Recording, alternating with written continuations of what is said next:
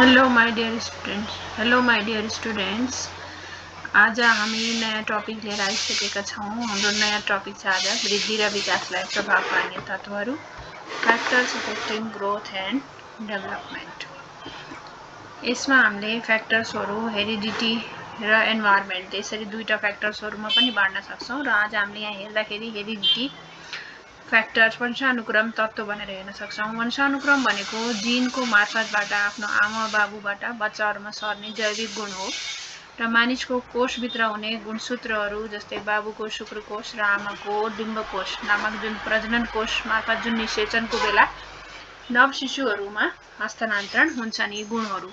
यसले आमा बच्चाहरूको चाहिँ उचाइ, तौल, शरीरको संरचना, आँखाको रङ, कपालको बनावट जस्तै शारीरिक रूपका धेरै पक्षहरूलाई प्रभाव पार्नका साथै बौद्धिकता, योग्यता, कौशलतामा पनि प्रभाव परेको हुन्छ हैन। यसको साथसाथै यदि कुनै जेनेटिकली बुवा आमालाई कुनै हृदय सम्बन्धी रोगहरू छ हैन, डायबिटिज छ या ओबेसिटी छ या ब्लड प्रेसर छ भने त्यो जिनको माध्यमबाट ती गुणहरू पनि बच्चाहरूमा सर्ने गर्छ हैन। राम्रा गुणहरू मात्रै नभएर हैन, यसरी केही अरू गुणहरू पनि बच्चामा सरेको हुन्छ र हामीले हेर्दाखेरि यी गुणहरू सर्दाखेरि त्यसमा चाहिँ जिनहरू 1,20,000 देखि 60,000 जिनहरू बच्चामा सर्छ आमा बाबाबाट। र यसरी सरेका गुणहरूमा कुन गुण एक्टिभ हुन्छ भनेर भन्न सकिँदैन हैन। र धेरै कुराहरूमा हामीले वंशानुक्रमको रूपमा हेर्दाखेरि बच्चाको धेरै जसो उसको उचाइ, शरीरको संरचना, उसको लुक हैन, कपालको कलर, आँखाको कलर, यी सबै कुराहरूमा का साथसाथै उसको जुन इन्टेलिजेन्सी छ, उसको जुन योग्यता छ, त्यसमा पनि हामीले उसको वंशानुक्रमको प्रभाव परेको देख्न सक्छौँ। यसरी चाहिँ गुणसूत्रहरूको माध्यमबाट तपाईको क्रोमोजोमहरूको माध्यमबाट क्रोमोजोममा रहेको जिन र जिनमा रहेको जुन क्वालिटिजहरू छ त्यसको माध्यमबाट विभिन्न गुणहरू बच्चामा सरेको हुन्छ।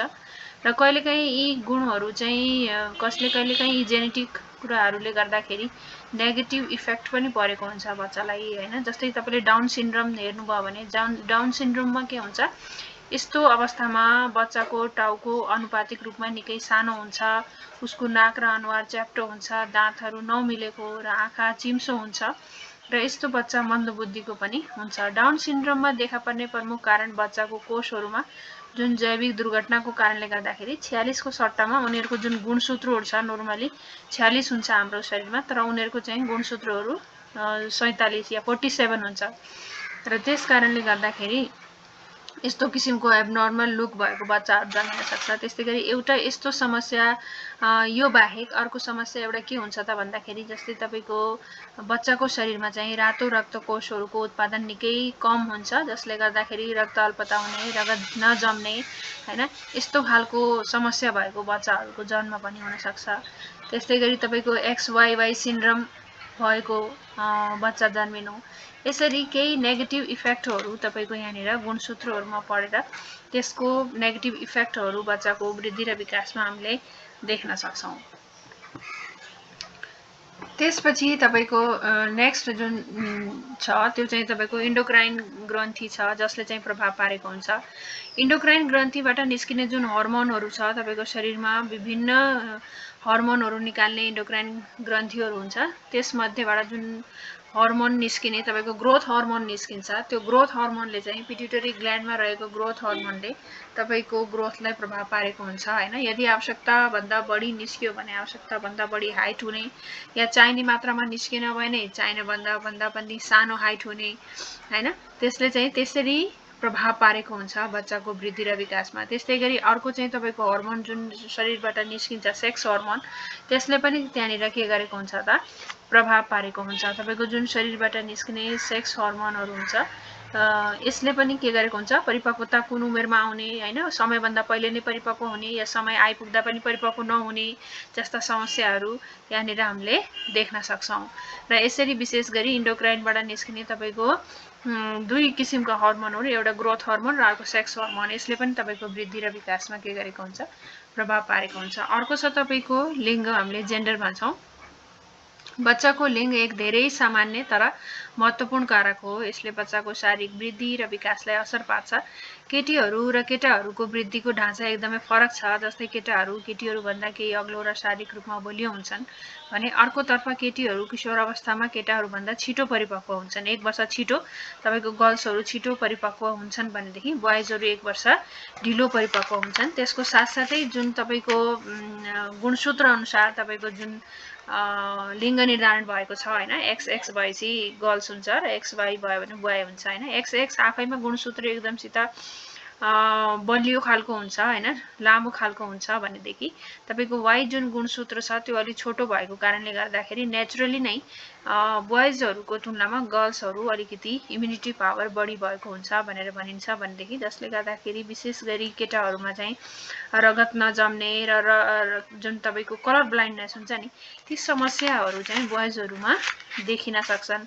र यो बाहेक अरु जुन तपाईको मनोवैज्ञानिक प्रभावहरू हुन्छ जसले चाहिँ तपाईको ट्रिटमेन्ट बच्चाहरूलाई छोरा र छोरी भएको कारणले गर्दाखेरि छुट्टै तरिकाले उनीहरूलाई गर्ने जुन प्यारेन्टिङ गर्ने तरिका हुन्छ हैन त्यसले पनि के गरेको हुन्छ त त्यो लैङ्गिक रूपमा उनीहरूलाई प्रभाव पारिराखेको हुन्छ। त्यसपछि तपाईको न्युट्रिसन पोषण हैन तपाईले जुन पौष्टिक तत्वहरू पर्याप्त मात्रामा खानुपर्ने हुन्छ त्यो तपाईको शरीरमा पर्याप्त मात्रामा पुगेको छ भनेदेखि त्यसले वृद्धि र विकासमा पोजिटिभ प्रभाव पुर्याइरहेको हुन्छ भनेदेखि यदि कुनै पनि तत्वको त्यहाँनिर कमी भयो भनेदेखि त्यसले तपाईको वृद्धि र विकासमा नेगेटिभ इफेक्ट पुर्याइरहेको हुन्छ। र त्यस्तै गरी तपाईको जुन एजुकेशनल फ्याक्टर छ हैन तपाईको जुन शैक्षिक प्रभाव छ हैन तपाईले पढ्न जाँदाखेरि शिक्षा हासिल गर्न जाँदाखेरि तपाईको कस्तो विद्यालयमा जानु भएको छ पढ्न जाँदाखेरि तपाईले पर्याप्त मात्रामा हैन बुक्स कपीहरू पाउनु भएको छ कि छैन हैन आर्थिक अवस्था कस्तो खालको छ पेरेन्ट्सहरू चाहिँ तपाईलाई स्कुल पठाउने अवस्थामा हुनुहुन्छ कि हुनुहुन्न स्कुल जाँदाखेरि कस्तो खालको विद्यालय तपाईको वरिपरि छ हैन कुन ठाउँमा बस्नु भएको छ विद्यालय कस्तो खालको छ कस्तो खालको विद्यालयमा पढ्न पाउनु भएको छ त्यो विद्यालयका सुविधाहरू कस्तो खालका छन् हैन अब विद्यालयमा चाहिँ कम्प्युटरहरूको राम्रो व्यवस्था छ तपाईले कम्प्युटरहरू चलाउन पाउनु भएको छ खेलकुदहरू मजाले खेलाइन्छ भनेदेखि त्यही अनुसारको तपाईले वातावरण पाउनु भएको छ भनेदेखि त्यही अनुसारको तपाईमा चाहिँ विकास भएर जान्छ भनेदेखि यदि तपाईको स्कुलमा कम्प्युटरहरू पनि छैन तपाईलाई गेमहरू पनि केही खेलाउँदैन भनेदेखि तपाईको त्यो पर्सनालिटीमा ती कुराहरूको कमी त्यहाँनिर हामीले देख्न सक्छौं हैन। यसरी तपाईको टिचर्सहरू कस्तो खालको हुनुहुन्छ क्लासको वातावरण कस्तो खालको छ विद्यालयको वातावरण कस्तो खालको छ त्यसले पनि के गरेको हुन्छ तपाईको वृद्धि र विकासलाई प्रभाव पारेको हुन्छ। तपाईमा लुकेर रहेका प्रतिभालाई बाहिर निकाल्नको लागि टिचरहरूले गर्नुभएको मोटिभेसन रिइन्फोर्समेन्ट हैन कसरी ट्रिट गर्नुभएको छ ती सबै कुराहरूले के गरेको हुन्छ तपाईको उपलब्धिमा प्रभाव पारिराखेको हुन्छ।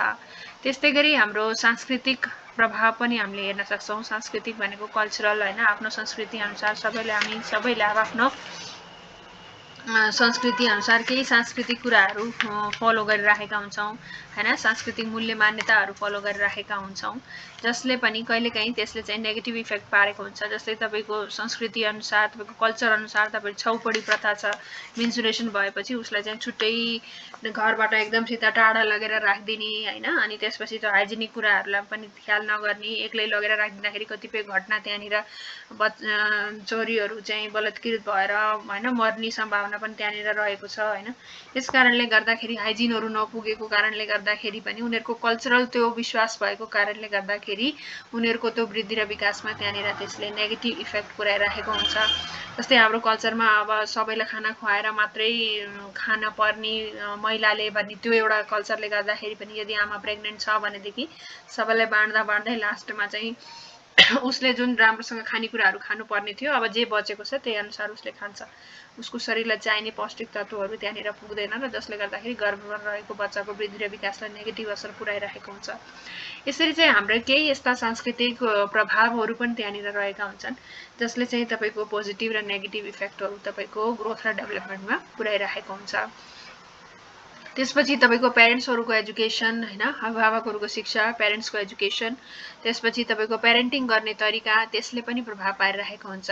पेरेन्टहरु एजुकेटेड हुनुहुन्छ हैन, तपाईको चाहिँ आर्थिक अवस्था पनि राम्रै छ, तपाईको पेरेन्ट्सहरु पढे लेखेको हुनुहुन्छ, उहाँको आर्थिक अवस्था कस्तो खालको छ त्यसले पनि प्रभाव पारेको हुन्छ। बच्चालाई चाहिँ रेगुलर विद्यालय पठाउनु पर्छ भन्ने सोचाइको हुनुहुन्छ, जानकारी भएको ज्ञान भएको हुनुहुन्छ, रेगुलर चेकअप आमाको हुनुपर्ने हुन्छ भन्ने ज्ञान भएको हुनुहुन्छ कि हुनुहुन्न त्यसले प्रभाव पारेको हुन्छ। तपाईको बच्चाको जुन पेरेन्टिङ गर्ने तरिका हुन्छ हैन त्यसले पनि प्रभाव पारेको हुन्छ। यसरी चाहिँ तपाईले रेगुलर बच्चाले के गरिरहेको छ, बच्चासँग टाइम स्पेन्ड गर्नु भएको छ कि छैन, बच्चासँग कुराकानी गर्नुहुन्छ कि गर्नुहुन्न हैन, ती सबै कुराहरुले के गरेको हुन्छ उसमा चाहिँ आत्मविश्वास बढाउने घटाउने, आफ्ना कुराहरु शेयर गर्ने, तपाईको कस्तो साथीहरुसँगको संगतमा उ छ, उसले दिनभरि कहाँनिर टाइम स्पेन्ड गरेको छ, ती सबै कुराहरु यदि उसले फ्रेन्डली आएर तपाईसँग शेयर गर्छ भनेदेखि केही नराम्रो बाटोमा लागेको छ भने पनि तपाईले सुधार्ने मौका पाउनुहुन्छ। तर चाहिँ तपाईको बच्चासँग रिलेसनशिप त्यति क्लोज छैन, तपाईले हैन आफ्नो कुराहरु बच्चाले सजिलै आएर पेरेन्ट्सहरुसँग शेयर गर्ने वातावरण तपाईले बनाउनु भएको छैन भनेदेखि त्यसले पनि उसको वृद्धि र विकासमा के गरेको हुन्छ, नेगेटिभ इफेक्ट पुर्याइरहेको हुन्छ। त्यसपछि साथी संगतिहरु, तपाईको जुन साथीहरु हुनुहुन्छ संगतमा कस्तो संगतमा हुनुहुन्छ हैन त्यो एकदम प्रभाव परेको हुन्छ त्यसको। तपाईको साथी संगत राम्रो नराम्रो कुलतमा लागेको कुनै साथी हुनुहुन्छ कि हैन, कि राम्रो उसमा हामीले के अरे समाजसेवा गर्नुपर्छ या हामीले चाहिँ यस्तो गर्नुपर्छ उस्तो गर्नुपर्छ भनेर केही प्लानिङ लिएर तपाईलाई हामी यसरी जानुपर्छ भनेर डिस्कसन गरेर साथीहरुसँग टाइम स्पेन्ड गर्नुहुन्छ कि हैन, तपाई कुनै नराम्रो मुभिजहरु हेरेर या गर्ल्सहरुलाई जिस्काएर या अरु कुनै नराम्रो कामहरुमा लागेर कहाँनिर तपाईले आफ्नो टाइम स्पेन्ड गर्नुभएको छ, कस्तो साथीहरुसँगको संगतमा हुनुहुन्छ त्यसले पनि तपाईको वृद्धि र विकासमा प्रभाव पुर्याइरहेको हुन्छ। त्यसपछि यहाँनिर टपिक मैले अघि तपाईको सांस्कृतिकलाई टच गरे, सामाजिक आर्थिक प्रभाव चाहिँ छोडे जस्तो लाग्यो मलाई। सोशियो इकोनोमिक जुन छ तपाईको सामाजिक आर्थिक अवस्था छ हैन त्यसले पनि प्रभाव पार्छ। सामाजिक अवस्था भनेको तपाईको छरछिमेक जुन छ, छरछिमेकमा कस्तो खालको छिमेकीहरु हुनुहुन्छ हैन, बच्चाले कस्तो वातावरणमा खेल्ने वातावरण पाएको छ, कस्तो भाषा बोलिन्छ त्यसको प्रभाव पनि हैन त्यहाँनिर उसको वृद्धि र विकासमा परेको हुन्छ। विभिन्न अनुसन्धानहरुले देखाएको छ यदि तपाईको लो कास्ट हैन आर्थिक अवस्था कस्तो खालको छ त्यसले पनि प्रभाव पारेको हुन्छ। वरिपरि रहेको छरछिमेकमा बोल्ने भाषा कस्तो नम्र भाषा बोलिन्छ कि ठाडो भाषा बोलिन्छ कि हैन त्यसले चाहिँ के गरेको हुन्छ, प्रभाव पारेको हुन्छ। जस्तै हामीले नर्मली पनि भन्छौं नि पाल्पाली भाषा यस्तो हुन्छ या सेङ्जेली भाषा यस्तो हुन्छ भनेर हैन, यसरी चाहिँ तपाईको वरिपरिको समाज कस्तो खालको छ, कस्तो खालको छरछिमेकहरु हुनुहुन्छ, सहयोग गर्ने खालको हुनुहुन्छ कि त्यही कुराहरु पनि बच्चाले सिक्दै जान्छ र त्यसको प्रभाव चाहिँ उसको विकासमा परेको हुन्छ। आर्थिक प्रभाव पर्छ, बच्चा कस्तो खालको फ्यामिलीको आर्थिक अवस्थाबाट आएको छ, निम्नवर्गीय मध्यमवर्गीय या उच्च हैन कस्तो खालको छ हैन उसको त्यो आर्थिक अवस्था कस्तो खालको छ त्यसले पनि प्रभाव पारेको हुन्छ हैन। बच्चालाई चाहिने सबै कुराहरु तपाईले जुटाइदिन सक्ने आर्थिक अवस्थाको हुनुहुन्छ कि हुनुहुन्न त्यसले पनि के गरेको हुन्छ त्यहाँनिर प्रभाव पारेको हुन्छ। कहिलेकाहीँ बच्चाहरुको घरको आर्थिक अवस्था राम्रो नभएको कारणले गर्दा सानैदेखि बच्चाहरु बाहिर गएर अरु ठाउँमा काम गर्ने हैन आफ्नो लागि आफै चाहिँ पैसाहरु कमाउने अवस्थामा भयो भने पनि त्यसले पनि उसको चाहिँ विकास जुन मात्रामा हुनु पर्थ्यो, जहाँनिर उसले टाइम स्पेन्ड गर्न पर्थ्यो, त्यो स्कुल जानु पर्थ्यो त्यो चाहिँ उसले पाएन भने त्यसको नेगेटिभ इफेक्ट उसको पर्सनालिटीमा पर्न जान्छ, उसको सिकाइमा पर्न जान्छ। यसरी चाहिँ हामीले हेर्दाखेरि कस्तो वातावरण उसले पाएको छ त्यसले चाहिँ प्रभाव पारिराखेको हुन्छ हैन। तपाईको वरिपरिको वातावरण प्लस तपाईले आफ्नो वंशजबाट जिनको माध्यमबाट आफ्नो के गुणहरु लिएर जन्मिनु भएको छ त्यसले पनि तपाईको वृद्धि र विकासमा प्रभाव पारिराखेको हुन्छ। यसरी यति भन्दै टपिक लामो भए पनि राम्रोसँग ध्यान दिएर सुन्नु होला किनभने यो पनि इम्पोर्टेन्ट क्वेशन भित्र पर्छ, तपाईलाई सोधिराखेको हुन्छ। र यति भन्दै च्यानललाई सब्स्क्राइब गरिदिनुस्, लाइक गरिदिनुस्, कमेन्ट गरिदिनुस् भन्दै म यो आजलाई यो टपिकलाई यही अन्त्य गर्छु। Bye bye.